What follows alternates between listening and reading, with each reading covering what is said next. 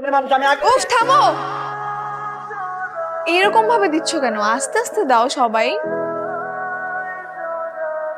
রনির বাবা আসেনি? আসেনি, ছিল তোমার মেয়েটাকে ছেলে বউ করে নিয়ে যাবে, সে অভিমান করেই আসেনি। নিজের ইচ্ছে বিয়ে করছে, আমার কি করার আছে? আই, তুমি এখনো বলদের মতো স্টেজে কি করতেছো? হলুদ দিচ্ছি তো, হলুদ দেওয়ার শেষে তারপর গোসল করব। তাদের প্রোগ্রাম শেষ করে গোসল দিয়ে নাও, আমি একটু পর কল দিব। আচ্ছা। বিয়ে করতে চায় নাই, ও জোর করে জামাইটা রাজি করাইছে। আসলে কিরে রনি, এসেছিস?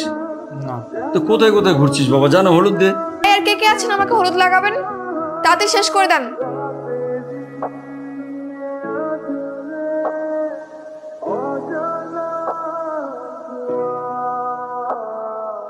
হ্যালো, কিরে বন্ধু, কই তুই?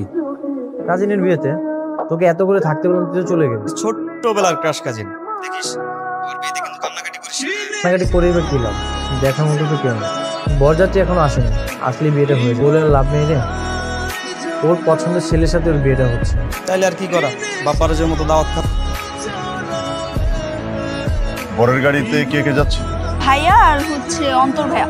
ঠিক আছে, ড্রাইভার সাহেব খুব সাবধানে চালিয়ে যাবেন। বাসুক বরের সাথে একবার আসুক। আমি তো পালাইছি। কি বলো? কি হয়েছে ভাইয়া, কোনো সমস্যা? আমায় নাকি পালাইছে আর আসবে না? কি বলছো তুমি? কি শুনছি রে মা? কি হয়েছে?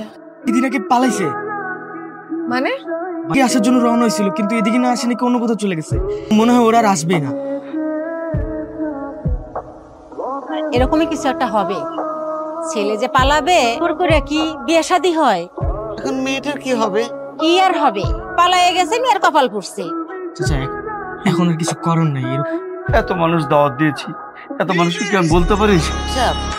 জি, একটা কথা বলি, রনি তো কেয়াকে পছন্দ করে, রনির সঙ্গে কেয়ার বিয়েটা দিয়ে দেন। আমার মেয়ে তো রনিকে বিয়ে করতে রাজি না। ওই ছেলে পালায় বিদেশ চলে গেছে, ও আর এই দেশে ফিরে আসবেন। এই মেয়েরে আপনার ভাগ্নের সাথে বিয়ে দিয়ে দেন। কি মত, বিয়েটা দিয়েই দেন। এই অবস্থা আমার আর বলার কি আছে? ভাইজান যদি বলে রাজি থাকে, আর ও যদি রাজি থাকে, প্রিয়া যদি রাজি থাকে তাহলে আমার কোনো আপত্তি নেই। কি রে মা? আমি রাজি। আলহামদুলিল্লাহ। নিচে যারা আছেন তাদের উপরে আসতে, আর কাজী সাহেব এসেছে কিনা তাও দেখো। আমরা যা করে ভালোর জন্য করি। আজ তুমি আমার ওয়াইফ, তোমার দায়িত্ব যখন নিয়েছে সেটা ভালো মতো পালন করার চেষ্টা করো। তুমি না মন খারাপ করে থেকো না। কে আপা, কে আপা, খবর শুনছেন? পাত্রের বাবা আসছে, অ্যাক্সিডেন্ট করছিল, এখন হসপিটালে ভর্তি আছে। সময় নাকি ফোনটা ভেঙে গেছিল, তাই আমাদের সাথে যোগাযোগ করতে পারে। মেহেদি কোথায় এখন?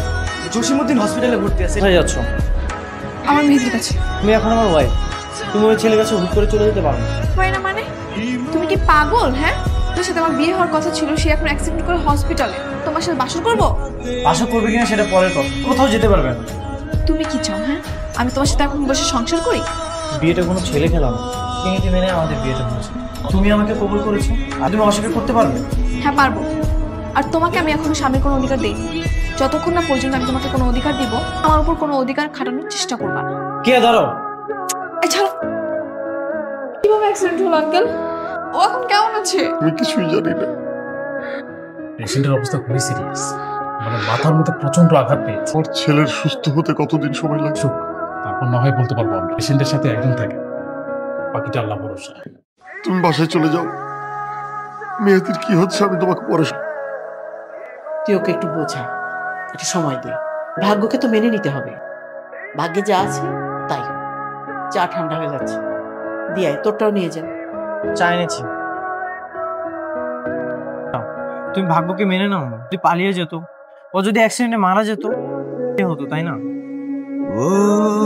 মুখ সামলে কথা বলো।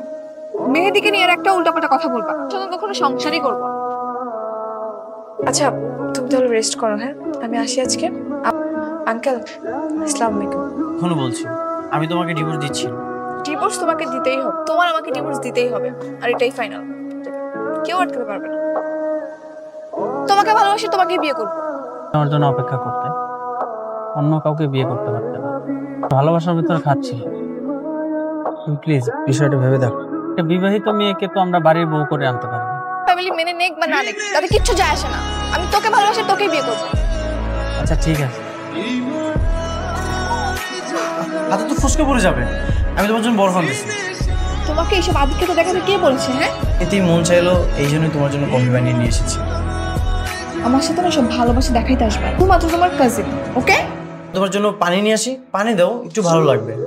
এক্ষুনি রুম থেকে বের হয়ে যাও প্লিজ।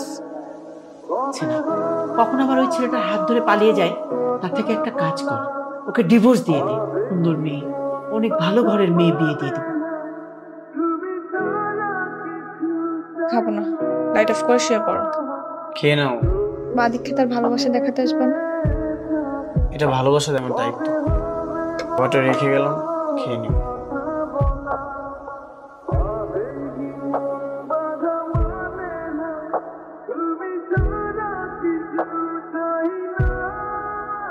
নাও, না হলে তোমার শরীর খারাপ করবে।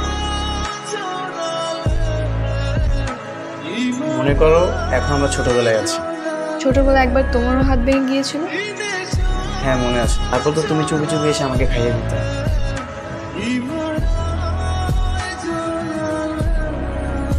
এদের দুজনেরই তো সম্মতি আছে, এই জন্যই তুমি সবকিছু ছেড়ে চলে আসছি। মেহেদির কোনো সম্মতি নেই। আর তাছাড়া তুমি একজন বিবাহিত মেয়ে, বিবাহিত মেয়েকে তো আমার ছেলে বিয়ে করতে পারে না। তুমি নাকি আমাকে বিয়ে করবে না?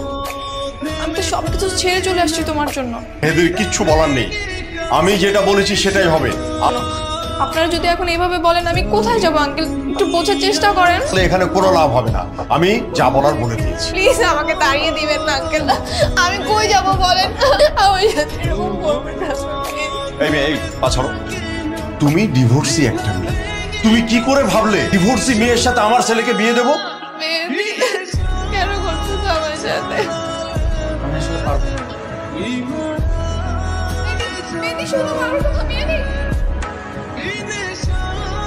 ওটা মেয়ে ভাবতে ঘেন্না হচ্ছে, ওর গলা টিপে মেরে ফেলতে ইচ্ছে করছে। আমার ইচ্ছা যা খুশি করেছে, যেমন ইচ্ছে চলেছে। মনে হচ্ছে ওকে আমি গলা টিপে মেরে ফেলি। মাফ করে দেবন।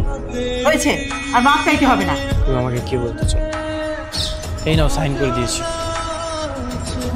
আর কখনোই তোমাকে বিরক্ত করবো না, তোমার সামনে যাবো। তোমাকে ভালোবাসাতে ভালো রাখতে চেয়েছি। ভালোবাসা যে তোমার গলার কাটা হয়ে যাবে সেটা বুঝতে পারিনি।